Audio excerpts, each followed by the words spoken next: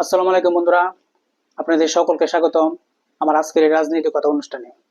আমার আজকের আলোচনার বিষয়, গতকাল ভারতের মেঘালয়ের মুখ্যমন্ত্রী কনরাড সাংমা বলেছেন বাংলাদেশের মধ্যে দিয়ে তারা নতুন করে একটি করিডোর চাই। হঠাৎ করে কেন তারা বাংলাদেশের মধ্যে নতুন করে আবার করিডোর চায় এবং এতে বাংলাদেশে বা কি লাভ হবে বা ভারতে এখান থেকে কি কি সুবিধা নেবে, এই বিষয়টা নিয়ে আমরা আলোচনা করব। আপনারা যদি বাংলাদেশ এবং ভারতের এই সীমান্তবর্তী বিভিন্ন করিডোর এবং ট্রানজিট নিয়ে জ্ঞান অর্জন করতে চান, তাহলে আমার ভিডিওটি আপনারা শুরু থেকে শেষ পর্যন্ত দেখবেন। তাহলে আশা করি আপনারা এ বিষয়ে একটি পূর্ণাঙ্গ ধারণা অর্জন করতে পারবেন। এবং আপনারা যারা বাংলাদেশ এবং বিশ্বের বিভিন্ন প্রান্তের রাজনীতি সম্বন্ধে জ্ঞান অর্জন করতে চান, তারা আমার এই চ্যানেলটি সাবস্ক্রাইব করে রাখবেন। এবার চলেন আমরা মূল আলোচনায় আসি। এ বিষয়টি আলোচনা করার আগে আমরা দেখি তিনি কি বলেছেন।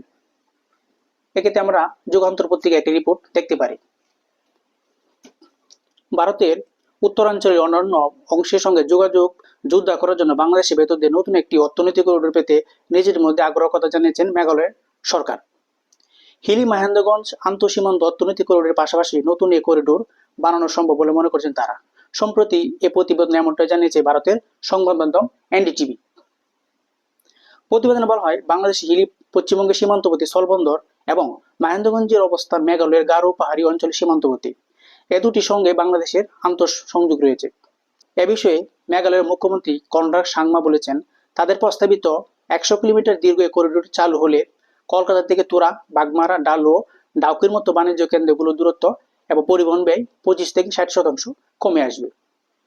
প্রস্তাবিত সড়কের সম্ভাব্যতা যাচাইয়ে ভারতের জাতীয় সড়ক ও অবকাঠামো উন্নয়ন কর্পোরেশন এরই মধ্যে তাদের সড়কের অবস্থান মূল্যায়ন সংক্রান্ত প্রতিবেদন বাংলাদেশের সরকারকে পাঠিয়ে রেখেছে। অর্থাৎ বাংলাদেশের পূর্ববর্তী সরকারকে তারা এটা পাঠিয়েছিল। কনরাড সাংমা বলেন, বাংলাদেশের ভেতর দিয়ে হিলি এবং মহেন্দ্রগঞ্জের মধ্যে দিয়ে সংযোগ স্থাপন করা গেলে মেঘালয়, আসামে বরাক উপত্যকা, ত্রিপুরার সঙ্গে কলকাতার দূরত্ব 600 থেকে 700 কিলোমিটার কমে আসবে।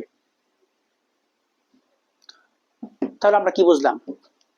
আমরা বুঝলাম যে ভারত তাদের নিজেদের স্বার্থে, অর্থাৎ তাদের সেভেন সিস্টার্স মানে উত্তর পূর্বাঞ্চলের সঙ্গে পশ্চিমবঙ্গ এবং মূল ভারতের সংযোগ স্থাপনের জন্য তারা বাংলাদেশের ভূমিকে ব্যবহার করতে চায়। এটা তারা 2020 সাল থেকে এই করিডোর হিসেবে ব্যবহার করে আসছে। আপনারা জানেন 2020 সালে শেখ হাসিনা সরকারের সাথে ভারতের মোদী সরকার একটা চুক্তি হয়। এই চুক্তি অনুযায়ী তারা বাংলাদেশের চট্টগ্রাম এবং মংলা বন্দরকে করিডোর হিসেবে ব্যবহার করে বাংলাদেশের সড়কের মধ্যে দিয়ে তারা বিভিন্ন পণ্য ভারতের মূল ভূখণ্ড থেকে উত্তর পূর্বাঞ্চলে অর্থাৎ সেভেন সিস্টার্সে রপ্তানি করে আসছে। অর্থাৎ আমাদের ভূমিকে তারা ব্যবহার করে তাদের যোগাযোগ ব্যবস্থা হিসেবে সহজতর করেছে। কিন্তু বিনিময়ে আমরা কি পেলাম? আমরা ভারত থেকে বিনিময়ে কিছুই পাইনি। কেননা ভারত, আপনারা জানেন, বাংলাদেশ থেকে নেপাল এবং ভুটানের মধ্যে মাত্র 17 থেকে 20 কিলোমিটার একটি সড়ক পথ রয়েছে।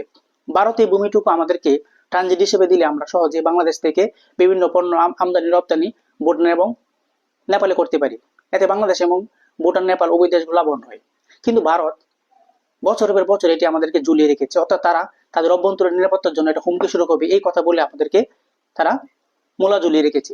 কিন্তু আমাদের পূর্ববর্তী সরকারগুলো ছিল, তারা এই বিষয়ে নিজের স্বার্থ বিবেচনা না করেই, অর্থাৎ ট্রানজিট এবং করিডোর যে একটা দর কষাকষির মাধ্যমে আমরা পেতে পারতাম, অর্থাৎ আমরা যদি নেপাল এবং ভুটানের মধ্যবর্তী যে ভূমিটুকু ভারতের, এটুকু করিডোর হিসেবে পেতে পারতাম, তাহলে আমরা ভারতকে যে আগে যে মংলা এবং আপনার এই চট্টগ্রাম বন্ধ দিয়েছি সেটাকে দিলে আমাদের কোনো গতি হতো না। কিন্তু বর্তমানে পূর্ববর্তী আমরা কিছুই পাইনি। তাই ভারত যেহেতু এখন বর্তমানে আমাদের ভূমিকে ব্যবহার করতে চাচ্ছে, এক্ষেত্রে আমার পরামর্শ হলো বাংলাদেশ সরকার, বর্তমানে যে সরকার রয়েছে, তাদেরকে এই বিষয়টি শক্ত এবং দর কষাকষি আন্তর্জাতিক লেভেলে একটা চুক্তি করতে হবে। অর্থাৎ ভারত যদি বাংলাদেশের ভূমি ব্যবহার করে, অর্থাৎ বাংলাদেশের হিলি বন্দর ব্যবহার করে নতুন করে তাদের মেঘালয়ের সাথে সংযোগ করতে চায়, এক্ষেত্রে আমাদেরকে যে কাজটা করতে হবে, আমাদেরকে অবশ্যই বলতে হবে যে ভারতের শিলিগুড়ি করিডোরের মধ্যে 17 কিলোমিটার যে রাস্তা রয়েছে, এটা আমাদেরকে অবশ্যই সড়ক পথে নেপাল এবং ভুটানের সাথে সংযোগ করে দিতে হবে। এমনকি আপনারা জানেন বাংলাদেশের চট্টগ্রাম থেকে সিলেটে যাওয়ার জন্য প্রায় 400 কিলোমিটার পথ পাড়ি দিতে হয়। এটা যদি আমরা ত্রিপুরার মধ্য দিয়ে একটি করিডোর পেতে পারি, তাহলে আমরা সহজে প্রায় মাত্র 40 কিলোমিটার মধ্যে আমরা চট্টগ্রাম থেকে সিলেট অথবা সিলেট থেকে চট্টগ্রামে যাত্রী আসা যাওয়া করতে পারা, তো মালামাল পরিবহন করা যাবে। সুতরাং আমাদের এই জিনিসটা অবশ্যই খেয়াল রাখতে হবে যে বর্তমানে যে কোনো চুক্তি হয়, অবশ্যই আমাদেরকে শিলিগুড়ি করিডোর থেকে আমাদের সড়ক পথে যাতায়াত ট্রানজিট হিসেবে পেতে হবে, এবং ত্রিপুরা মধ্য দিয়ে একটি করিডোর প্রয়োজন, যেখান থেকে আমরা সহজে সিলেট এবং চট্টগ্রামের মধ্যে মালামাল পরিবহন করতে পারবো। এই বিষয়গুলো আমাদেরকে মাথায় রাখতে হবে। ভারত যদি তাদের স্বার্থ দেখে, আমাদেরকে আমাদের স্বার্থ দেখতে হবে। আন্তর্জাতিক সম্পর্কের ক্ষেত্রে চিরস্থায়ী কোনো বন্ধু বা শত্রু নেই, প্রত্যেকের নিজের স্বার্থ দেখে।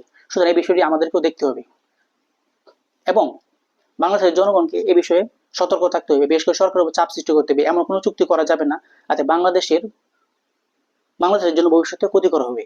কেন ভারত শুধু আমাদেরকে ব্যবহার করবে, আমাদের কিছু দিবে না, এটা হতে পারে না।